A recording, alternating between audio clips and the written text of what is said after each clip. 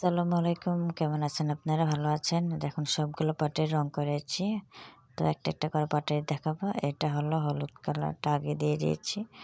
তারপরে হলুদ কালারটা দেওয়ার পর পুরোটা রং করেছিলাম। এর আগে আমি এই পটাইটারে প্রথমে ধুয়ে নিয়েছিলাম।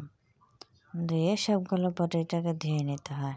যে কোনো জিনিস আগে ধুয়ে শুকিয়ে তারপরে যে কালারটার উপরে একটা ড্রয়িং করবে তো পেন্টিং করবেন এক কালার প্রথমে রং করে নিতে হবে। তো আমি হলুদ কালার রং করেছিলাম। এটাকে একটু পানি মিক্সড করে নিয়েছি, কারণ আমি এটা পুরোটা আমি খাপটা খুলে রং করলে দেখা যায় রংটা নষ্ট হয়ে যাবে। সে কারণে আমি একটা রং করার যে প্লেটটা ওটার মধ্যে আমি ফাঁকের মধ্যে দিয়ে একটুখানি পানি মিক্সড করে তারপর আমি রংটা সাথে মিক্সড করে তারপর রংটা দিয়ে দিয়েছি। তো আমার তো 2টা ব্রাশ ছিল, আমি মেকআপের ব্রাশ দিয়ে আমি রংটা করেছিলাম। তো তারপরে আমি এই শিউলি ফুলের মধ্যে আকৃতি করেছি কমলা কালার দিয়ে।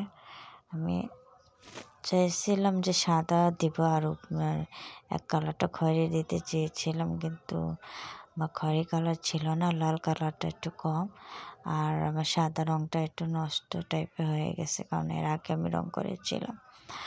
তো যাই হোক, আমি হলুদ কালারটা দিয়ে এরপরে আমি কমলা কালার দিয়ে আমি পটারির মাঝখানে পেটের দিকটা আমি ফুল করে নিয়ে নিচ্ছি।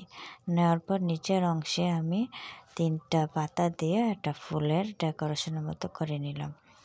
তারপরে এটাকে আবার মুখের সামনে পটারির উপরে কিনারে এই কমলা কালারটা আমি দিয়ে একটু ডেকোরেশনটাকে আউটলাইনার দিয়ে দেব। আপনারা এটা পারলে দিতেও পারেন, আপনাদের খুশি অথবা নাও দিতে পারেন। আমি এটা দিয়ে দিচ্ছি। এরপরে আমি এটাকে কমলা কালারটা দেওয়ার পরে তারপর আমি দিয়ে দেব সবুজ কালারের।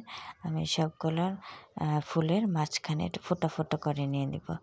আপনারা যদি আমার এই ডেকোরেশনটা যদি ভালো লাগে, আপনারা এগুলো বাসায় করে নিতে পারেন। এটা আপনার নিজের বাসায় সাজানোর জন্য হিসাবে এটা ব্যবহার করতে পারেন। এটা আমার ভিডিওটা দেখে আপনারা এটা শিখতে পারেন।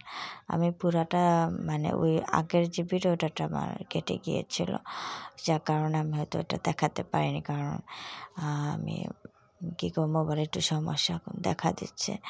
তো যারা পুরান আছেন, নতুন যারা আছে আমাকে ফলো দিয়েছেন, তো ফলো এখনও দেন নাই, তারা আমার পেজে অবশ্যই ফলো দেবেন আর চ্যানেল লাইক সাবস্ক্রাইব দেবেন। ভালো থাকবেন।